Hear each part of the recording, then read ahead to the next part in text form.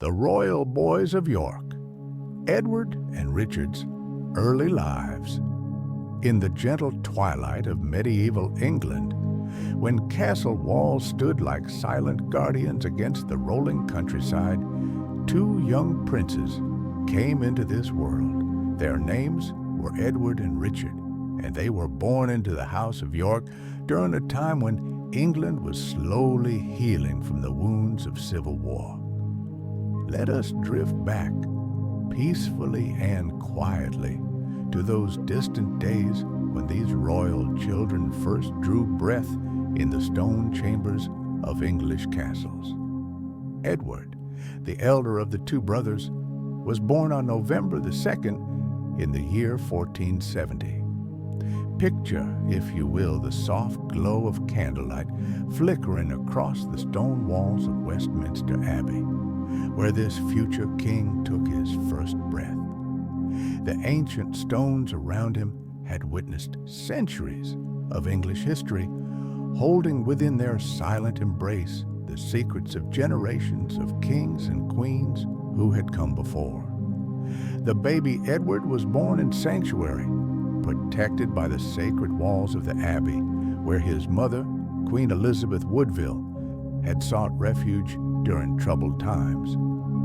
She held her newborn son close, listening to his gentle breathing as the candles burned low in their holders. The queen could not have known in those first precious moments that this tiny child would one day be proclaimed King of England, only to disappear into the shadows of history like morning mist dissolving in the warming sun.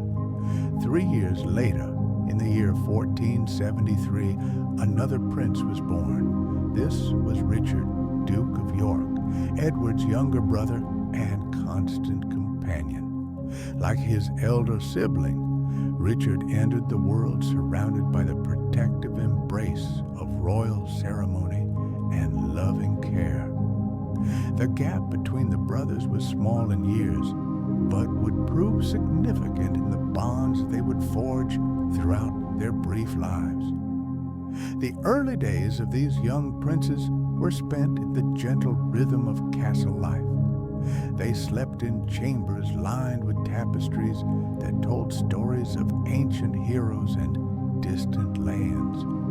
Their cradles were carved from the finest oak, decorated with the symbols of their royal heritage: the white rose of York, the lions of England, the fleur-de-lis that spoke of their claims to France. As infants, they knew nothing of these symbols, only the comfort of warm blankets and the gentle voices of their nurses.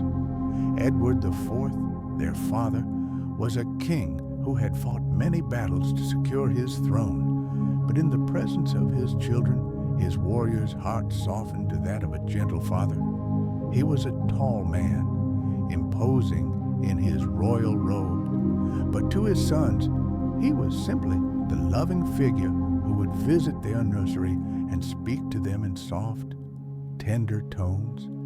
The king had learned through years of conflict to cherish the peaceful moments with his family.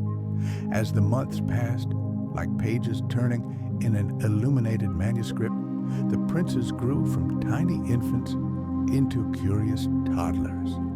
Edward, being the elder, was always a step ahead of his younger brother, exploring the castle's many chambers with the fearless curiosity of early childhood. Richard, though younger, followed his brother's lead with the devoted loyalty that would characterize their relationship throughout their lives. The castle of Ludlow became their primary home, a magnificent fortress that sat upon the borderlands between England and Wales. Here, surrounded by rolling hills and ancient forests, the princes spent their earliest years in safety and comfort. The castle's thick walls rose high into the sky, their gray stones weathered by centuries of English weather, yet still strong enough to protect the precious royal children within.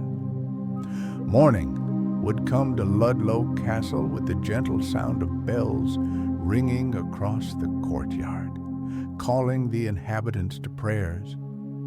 The princes would wake in their chambers, where servants moved quietly about their duties, tending to the needs of the royal children with the careful attention that their station demanded.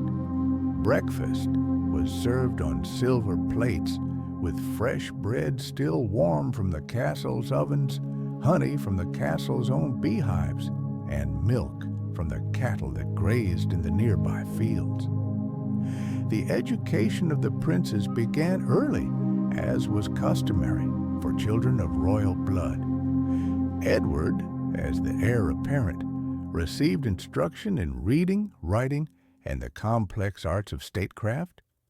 His tutors were learned men who had studied at the great universities of Oxford and Cambridge, and they brought to their young pupil the wisdom of centuries of scholarship.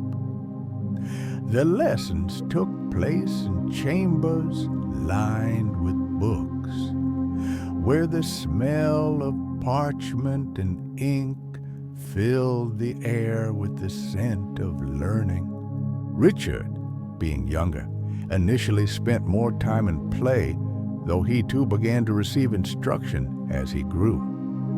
The brothers were often found together in the castle's gardens, where flowers bloomed in careful patterns designed to please the eye and calm the spirit.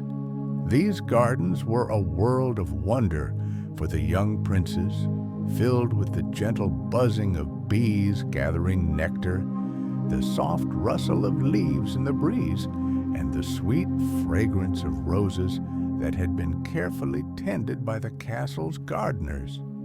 Their daily routine followed the ancient rhythms of castle life.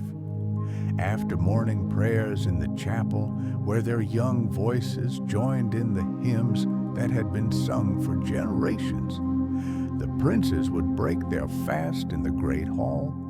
The hall was a vast space, its high ceiling supported by massive wooden beams that had been carved with intricate designs.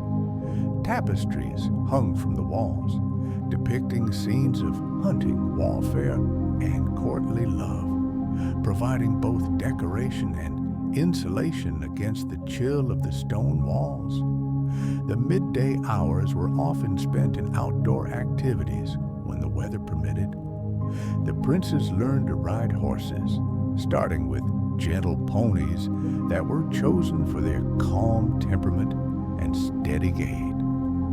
Under the watchful eyes of their riding masters, the boys learned to sit properly in the saddle, to control their mounts with gentle pressure from their legs, and to move with the fluid grace that was expected of nobility.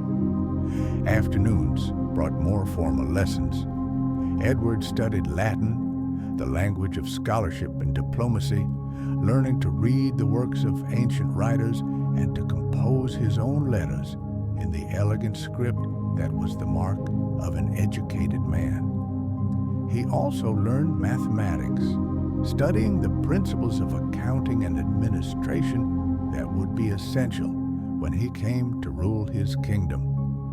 Geography lessons taught him about the extent of his future realm, the location of important cities and towns, and the strategic importance of rivers, mountains, and coastal areas. Richard, following in his brother's footsteps, began his own education with the fundamental skills of reading and writing. His tutors noted his quick mind and his ability to grasp new concepts with remarkable speed. Though younger than Edward, Richard showed an early aptitude for learning that impressed all who taught him. He was particularly drawn to stories of history and legend, listening with rapt attention as his tutors recounted the deeds of great kings and noble knights. The bond between the brothers grew stronger with each passing day. They shared not only their lessons, but also their games, their secrets, and their dreams of the future. Edward, with his natural leadership as the elder brother, often guided their activities, while Richard contributed his own ideas and perspectives. Together, they explored every corner of Ludlow Castle, from the highest towers to the deepest cellars, creating a detailed mental map of their home that would remain with them always. Evening brought the family together for supper, a formal meal that was both a time for nourishment and an opportunity for the princes to observe the rituals of courtly life. They learned to conduct themselves with dignity at table, to engage in appropriate conversation, and to show proper respect for their elders. The great hall would be filled with the warm glow of candles and the gentle murmur of conversation as the household gathered to share the day's final meal. After supper, the princes would often spend time with their mother, Queen Elizabeth Woodville. She was a woman of great beauty and intelligence, who had captured the heart of King Edward through her wit and charm. The Queen took a direct interest in her sons' education, often reading to them from books of poetry and romance, or sharing stories of her own childhood and the lessons she had learned. Her voice was gentle and soothing, with the special quality that only a mother's voice possesses. The changing seasons brought variety to the princes' lives. Spring arrived at Ludlow Castle with the appearance of new growth in the gardens, the return of birds from their winter journeys, and the gentle warmth of longer days. The princes would watch with wonder as flowers pushed through the dark earth toward the sun, learning about the cycles of nature that governed all life. They would gather flowers for their mother, learning the names of different blooms and their symbolic meanings. Summer brought the warmth and light that made outdoor activities even more enjoyable. The princes could often be found in the castle's courtyards, playing games with wooden swords and shields, or practicing their archery with small bows designed for their size and strength.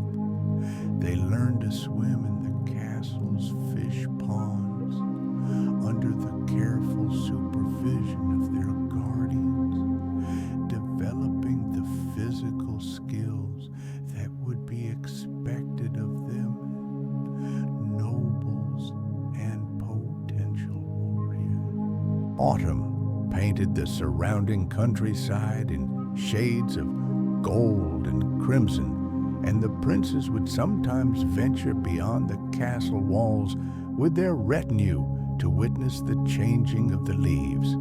These expeditions were carefully planned and heavily guarded, for the safety of the royal children was of paramount importance. They would ride through the forests, breathe in the crisp air, and listen to the sounds of nature preparing for winter. Winter brought a different kind of beauty to Ludlow Castle. Snow would cover the battlements and courtyards, creating a magical landscape that delighted the young princes.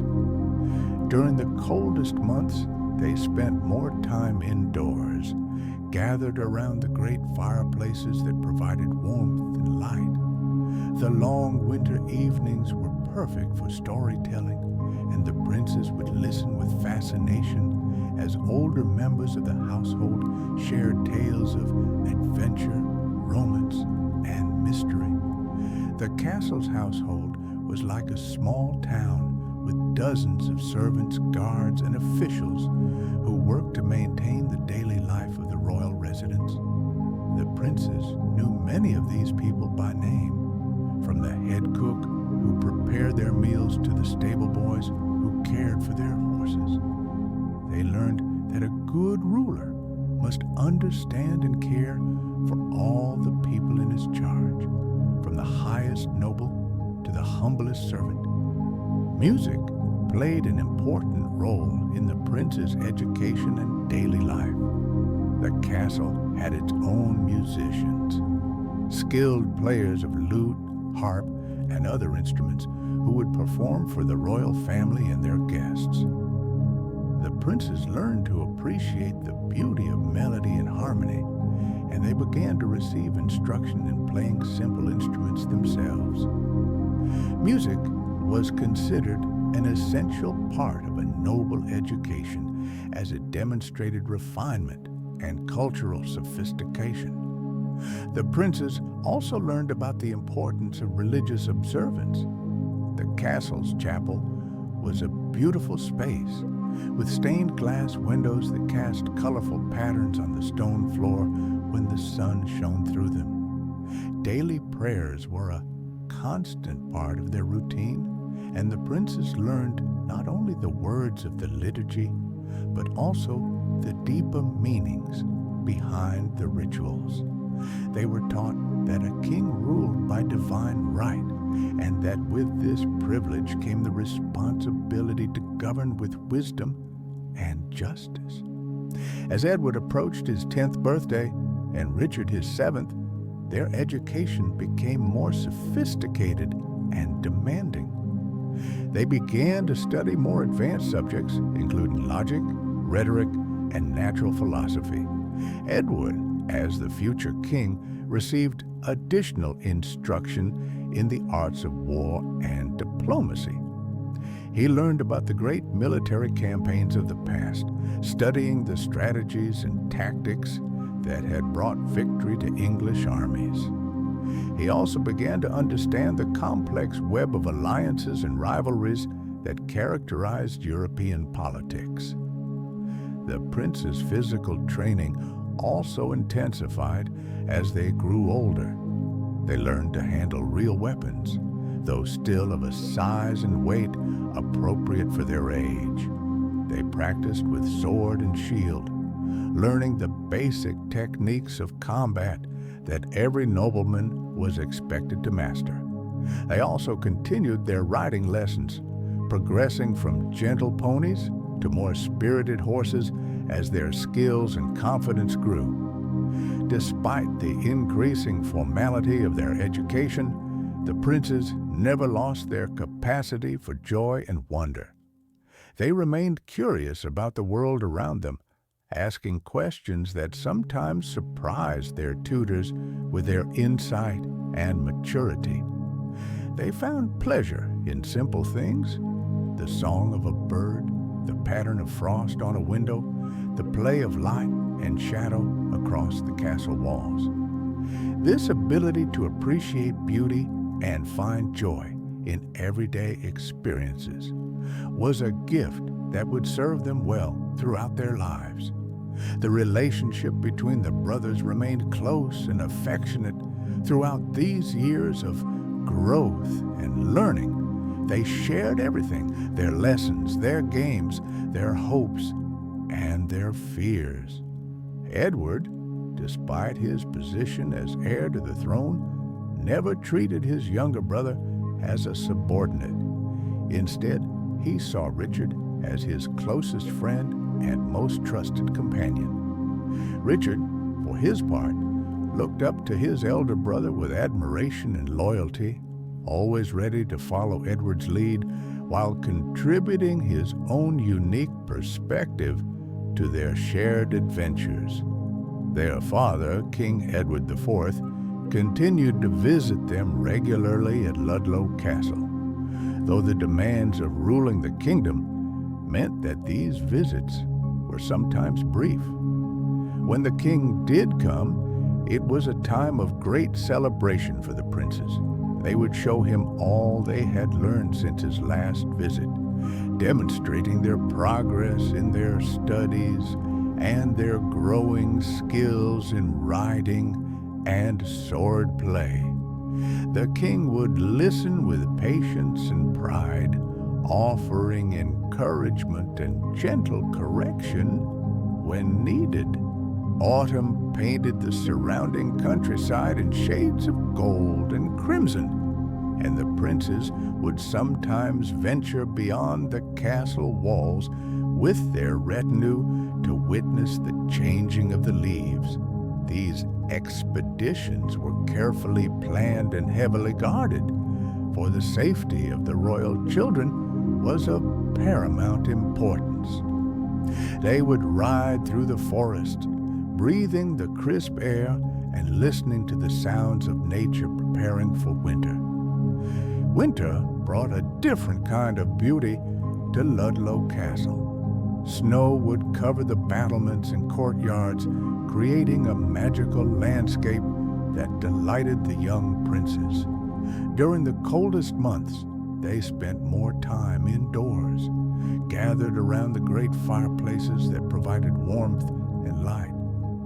The long winter evenings were perfect for storytelling, and the princes would listen with fascination as older members of the household shared tales of adventure, romance, and mystery.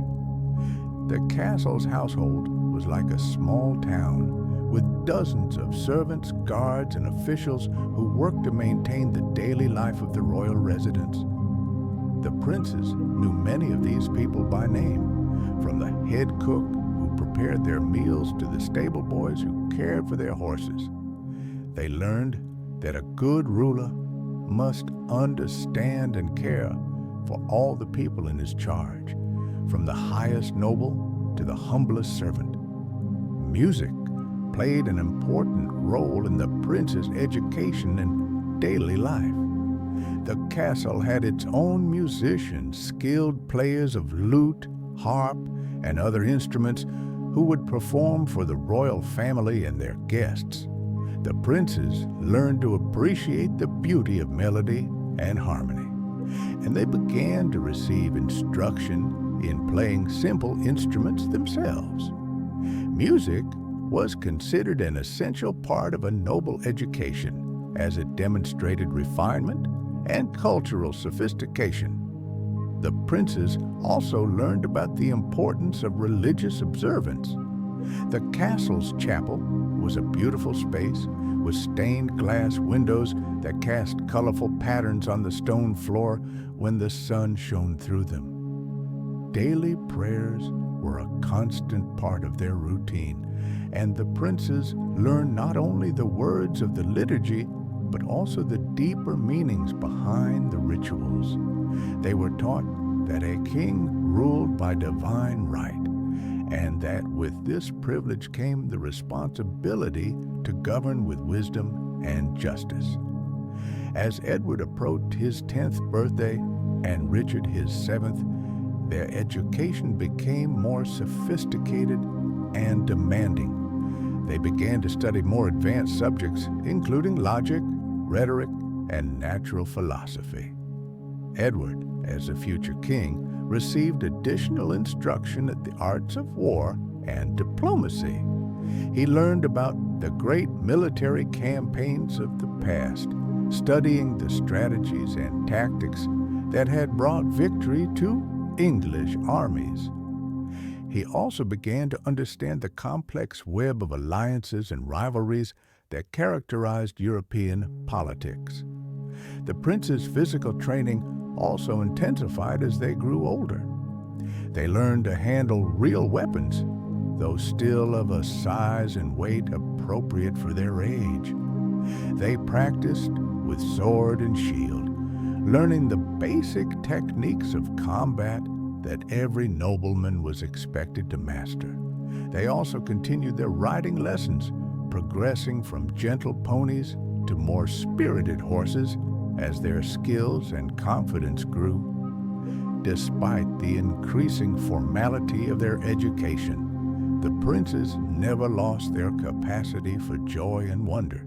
They remained curious about the world around them, asking questions that sometimes surprised their tutors with their insight and maturity. They found pleasure in simple things: the song of a bird, the pattern of frost on a window, the play of light and shadow across the castle walls. This ability to appreciate beauty and find joy in everyday experiences was a gift that would serve them well throughout their lives. The relationship between the brothers remained close and affectionate throughout these years of growth and learning. They shared everything: their lessons, their games, their hopes, and their fears.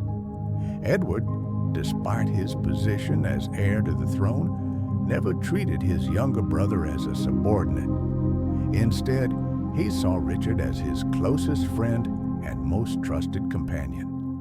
Richard, for his part, looked up to his elder brother with admiration and loyalty, always ready to follow Edward's lead while contributing his own unique perspective to their shared adventures.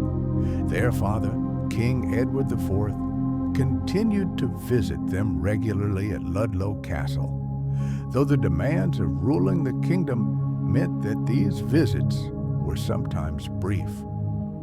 When the king did come, it was a time of great celebration for the princes. They would show him all they had learned since his last visit, demonstrating their progress in their studies and their growing skills in riding and sword play. The king would listen with patience and pride, offering encouragement and gentle correction when needed. The princes also began to receive visitors from other noble houses, young lords and ladies who came to pay their respects and to begin forming the social connections that would be important throughout their lives.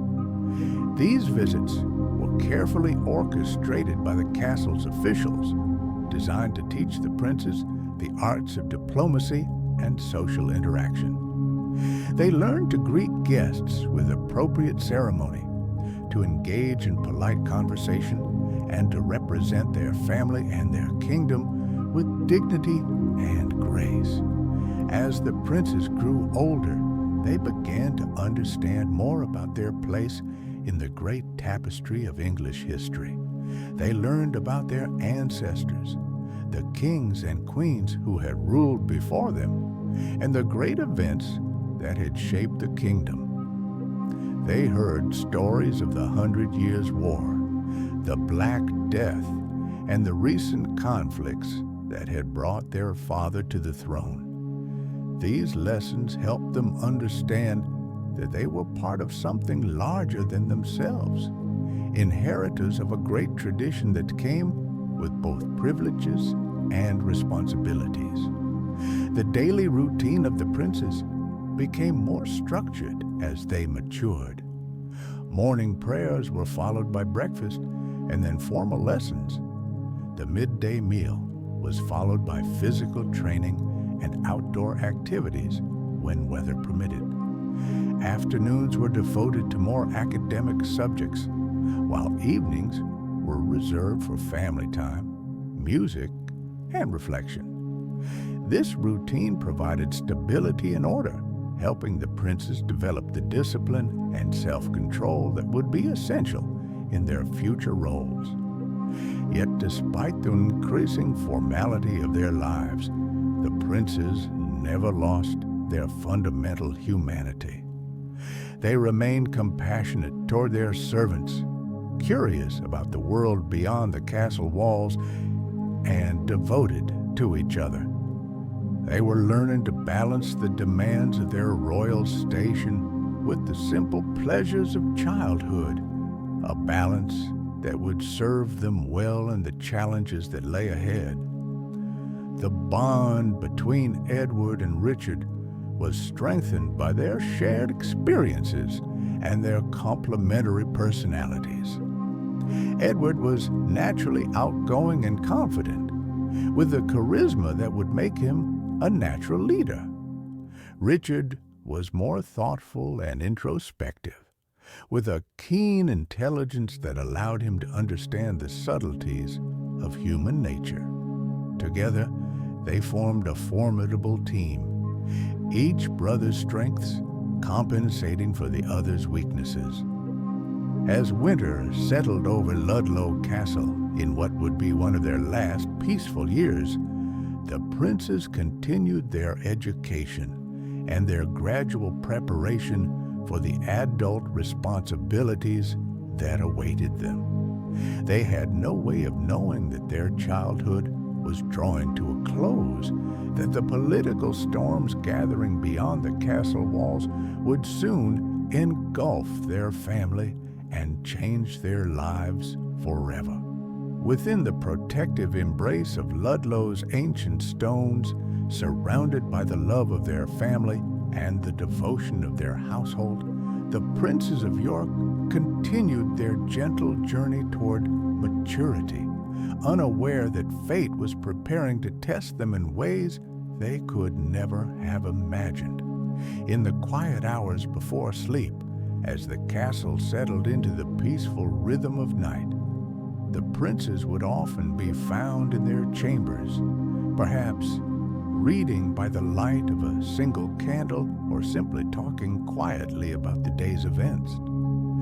These moments of tranquility represented the last chapter of their innocent childhood, a time when their greatest concerns were their lessons, their games, and their plans for tomorrow's adventures. The future stretched before them like an unwritten book, full of possibilities and promise. The story of Edward and Richard's early lives was one of privilege and protection, of gradual education, and growing awareness of their destiny. They were princes of England, born to rule, but they were also simply two brothers who loved each other and found joy in their shared experiences. In the years to come, historians would debate their fate and wonder about their final days. But in these early years, they were just Edward and Richard, the royal boys of York, growing up in the ancient rhythms of castle life, learning the lessons that would shape their character and prepare them for whatever the future might bring. Their childhood was drawing to a close, though they could not know it. Soon, the wider world would intrude upon their peaceful existence, bringing with it responsibilities, dangers, and ultimately tragedy. But for now, in the gentle twilight of their youth, they remained safe within the walls of Ludlow Castle, protected by stone and mortar, surrounded by love and devotion, dreaming of the great adventures that awaited them in the years to come. The education of princes was never simply about acquiring knowledge, but about developing the character, wisdom, and virtue that would be needed to rule justly and well. Edward and Richard, in their quiet years at Ludlow Castle, were being shaped by forces both visible and invisible, prepared for a future that would test every lesson they had learned and every bond they had formed. They were learning not just to be kings, but to be men of honor, courage, and compassion. As their childhood came to an end, Edward and Richard of York had become more than just royal princes. They had become brothers in the truest sense, bound together by shared experiences, mutual affection, and a common destiny. The lessons they had learned, the bonds they had formed, and the character they had developed would sustain them through the trials that lay ahead, even as the great wheel of fortune began to turn, carrying them toward their extraordinary and mysterious fate. In remembering their early lives, we see not just the making of kings, but the formation of two remarkable young men who faced their destiny with courage, dignity, and an unbreakable bond of brotherhood. Their story begins in the gentle peace of Ludlow Castle, where two young princes learned the lessons that would carry them through triumph and tragedy, through the heights of royal power and into the shadows of history, where they remain forever young, forever brothers, forever the royal boys of York. Chapter 2. The Death of a King. Edward IV's Final Days, and the succession crisis. In the gentle passage of time, as seasons turned and years flowed like a quiet river, the peaceful childhood of the young princes, Edward and Richard, began to draw toward its inevitable close. The year was 1483, and across the kingdom of England, the first whispers of change were beginning to stir like autumn leaves in a gentle breeze. At the heart of this approaching transformation lay the figure of King Edward IV, the father of our two young princes, a man whose life had been marked by triumph and conflict, but who now found himself facing the greatest challenge of all, the approach of his own mortality. King Edward IV was, by all accounts, a man of impressive physical presence. Tall and strong, with the bearing of a natural leader, he had spent much of his adult life in the pursuit of power and the defense of his throne. But now, as he entered his 40th year, the king began to show signs of the wear and tear that such life inevitably brings. His once robust health had begun to decline, though few at court dared to speak openly of their sovereign's growing frailty. The king's final months were spent in the familiar surroundings of his various palaces, surrounded by the ceremony and protocol that had defined his reign. Westminster Palace, with its ancient halls and chambers, became his primary residence during these last days. Here, among the tapestries and treasures that spoke of England's royal heritage, Edward IV conducted the business of kingship with the same attention to detail that had characterized his entire reign, even as his strength gradually ebbed away. The daily routine of the royal court continued much as it always had, with the same ceremonies, the same protocols, and the same careful attention to the countless details that kept the kingdom functioning. Courtiers came and went, presenting their petitions and paying their respects, while the king received them with the same dignified courtesy that had made him respected throughout his realm. Yet those who knew him well could see the subtle changes, the slight tremor in his hands, the occasional shortness of breath, the way he seemed to tire more easily than before. Queen Elizabeth Woodville, Edward's beloved wife and the mother of his children, remained constantly at his side during these difficult days. She had shared his triumphs and his struggles, had borne him children who were the joy of his heart, and now she stood ready to support him through his final journey. The Queen's presence was a source of comfort to the king, her gentle voice and loving care providing solace in the darkening hours of his reign. The king's physicians, learned men who had studied the healing arts at the great universities of Europe, attended him with all the skill and knowledge at their disposal. They prescribed remedies that had been passed down through generations of medical practice, administered treatments that represented the best understanding of their time, and watched over their royal patient with the dedication that their oath and their loyalty demanded. Yet, for all their learning and all their care, they could not halt the inexorable progress of the king's decline. As winter deepened and the year moved toward its close, the king's condition continued to deteriorate. The once mighty warrior who had led armies to victory and ruled a kingdom with firm authority now found himself confined more and more to his chambers, dependent on the care of others for his daily needs. Yet, even in his weakness, Edward IV maintained the dignity and grace that had characterized his reign.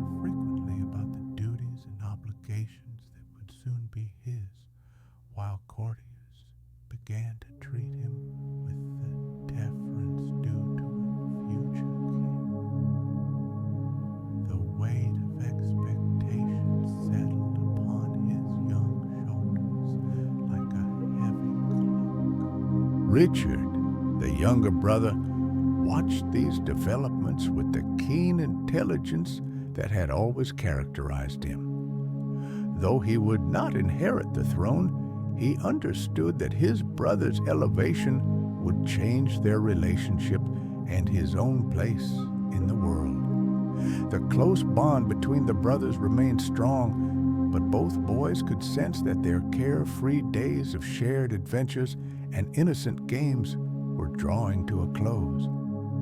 The king's final weeks were marked by a series of small ceremonies and private audiences, as Edward IV sought to put his affairs in order and ensure a smooth succession. He met with his most trusted advisors, discussing the arrangements that would need to be made after his death. He spoke with his wife about the future of their children, expressing his hopes and fears for the young princes who would soon be left without their father's protection and guidance. During these conversations, the king's thoughts often turned to the political situation that would face his successor.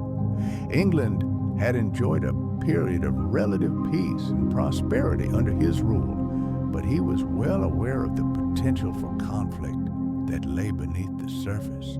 The great noble families of the realm maintained their own interests and ambitions, and the king knew that his death would inevitably lead to a period of uncertainty and potential instability.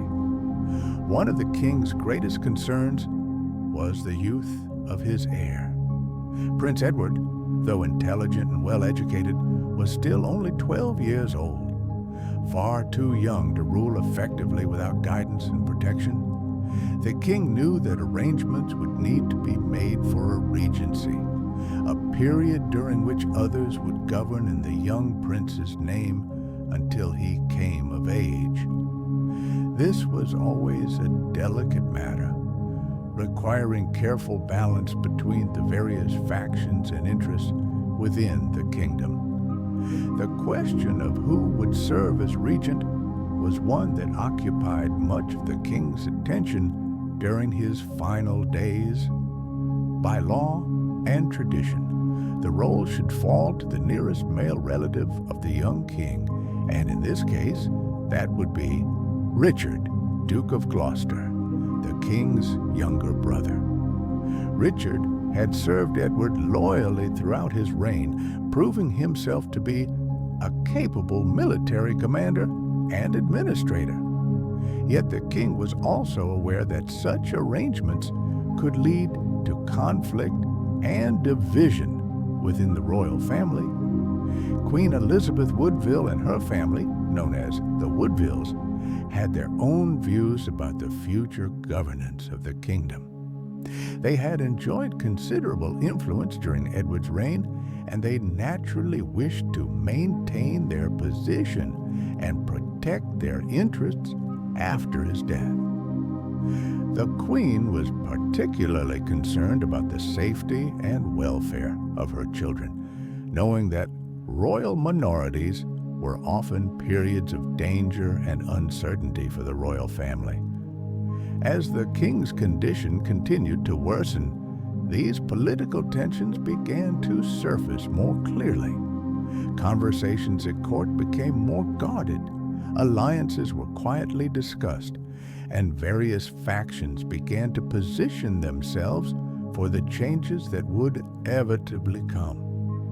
Yet all of this maneuvering was conducted with the utmost discretion, for no one wished to be seen as unseemly eager for the king's death or disrespectful of his continuing authority. The arrival of spring brought no improvement in the king's health. If anything, the approach of warmer weather seemed to highlight his increasing frailty. The man who had once been a commanding presence in any room now appeared diminished, his once powerful frame weakened by illness and the inexorable passage of time. Yet his mind remained sharp, and he continued to conduct the business of kingship with the same attention to detail that had characterized his entire reign. Throughout this period, the young princes remained largely sheltered from the political machinations that were beginning to swirl around the court. Their daily routine continued much as before, with lessons, physical training, and the various activities that comprised their education. Their tutors and guardians made every effort to maintain a sense of normalcy, even as they prepared the boys for the changes that were soon to come. Prince Edward, as the heir apparent, began to receive more detailed instruction in the arts of kingship. He learned about the complex web of relationships that bound the great families of the realm together, the delicate balance of power that maintained order throughout the kingdom, and the various challenges that would face him as king. These lessons were conducted with the same gentle patience that had characterized his earlier education, but there was now an urgency to them that reflected the reality of his approaching inheritance. The king's final days were marked by a series of emotional farewells and private conversations. He spoke at length with his wife, sharing his hopes and fears for their children's future. He met with his most trusted advisors, ensuring that they understood his wishes for the governance of the kingdom after his death. He spent precious time with his children, offering them the wisdom and guidance that only a father can provide. One conversation that would prove particularly significant was a private meeting between the king and his brother Richard, Duke of Gloucester. The two men had been close throughout their lives, having shared the struggles and triumphs of Edward's reign. Now, as the king faced his final hours, he entrusted his brother with the most precious responsibility of all, the care and protection of his children, particularly the young prince who would soon be king. The king's last days were peaceful, surrounded by his family and attended by his most loyal servants. The royal physicians continued their ministrations, but it was clear to all that their sovereign's time was drawing to a close. The queen maintained her vigil at his bedside, her presence a source of comfort in his final hours. The young princes were brought to see their father one last time, a moment of profound emotion that would remain with them for the rest of their lives. On the 9th day of April, in the year 1483, King Edward IV breathed his last. The man who had ruled England for 22 years, who had brought peace and prosperity to a realm that had known too much conflict, who had been a devoted husband and loving father, passed quietly into eternity. His death marked the end of an era and the beginning of a new chapter in the history of England, one that would prove to be filled with uncertainty, conflict, and ultimately tragedy. The immediate aftermath of the king's death was marked by a period of careful protocol and solemn ceremony. The royal household moved swiftly to implement the procedures that had been established for such an eventuality. Messages were dispatched to the far corners of the kingdom, informing the great lords and officials of their sovereign's passing. Preparations began for the elaborate funeral that would mark the end of Edward's reign and the beginning of his son's. Yet, even as these ceremonial preparations proceeded, the political implications of the king's death began to unfold. The 12-year-old Prince Edward was now King Edward V, but his youth made it impossible for him to rule in his own right.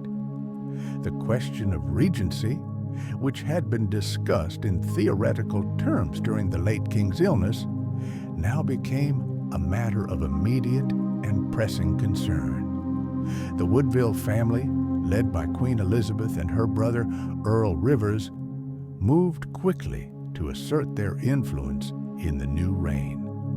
They argued that they had the right and responsibility to guide and protect the young king, and they began to make preparations for his coronation. Their actions were driven by a genuine concern for the welfare of the royal children, but they were also motivated by a desire to maintain their position and influence within the kingdom. Meanwhile, Richard, Duke of Gloucester, found himself in a complex and potentially dangerous position. As the late king's brother and the young king's uncle, he had a legitimate claim to serve as regent.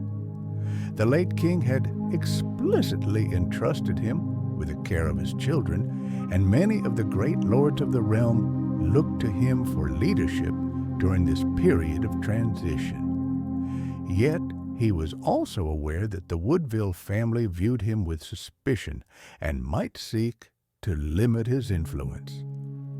The young King Edward V, now bearing the awesome weight of the crown, remained largely unaware of the political maneuvering that was beginning to take shape around him. He was still a child, grieving the loss of his beloved father and struggling to understand the magnitude of the changes that were occurring in his life. His brother Richard, Duke of York, shared his confusion and sorrow as the two boys tried to make sense of a world that had suddenly become much more complex and dangerous.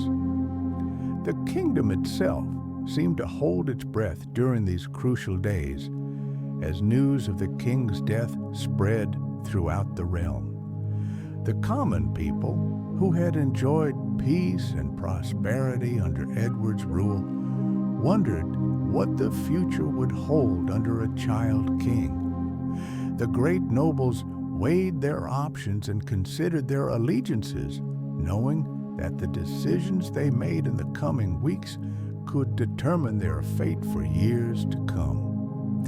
In the quiet halls of Westminster Palace, where the late king's body lay in state, the atmosphere was one of solemn respect and growing tension. Courtiers moved through the chambers with subdued voices and careful gestures, aware that every word and action was being watched and evaluated.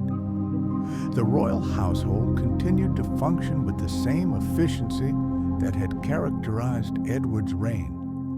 But beneath the surface, everyone could sense that fundamental changes were beginning to take place. The Queen, Elizabeth Woodville, faced perhaps the most difficult position of all. She had been a devoted wife and was now a grieving widow, but she was also the mother of the new king and had a responsibility to protect her children's interests. Her family had risen to prominence through their connection to the late king, and she knew that their position was now more precarious than ever. The decisions she made in the coming days would determine not only her own fate, but the fate of her beloved children. As the first week following the king's death drew to a close, the various factions within the kingdom began to position themselves more clearly. The Woodvilles sought to maintain their influence and protect their interests, while Richard of Gloucester prepared to assume the responsibilities that his brother had entrusted to him. Other noble families watched these developments with careful attention, ready to align themselves with whichever faction seemed most likely to prevail. The young princes, Edward and Richard, remained largely sheltered from these political machinations, but they could not be entirely protected from the reality of their changed circumstances. They were no longer simply the beloved children of a powerful king. They were now central figures in a complex political drama that would determine the future of England.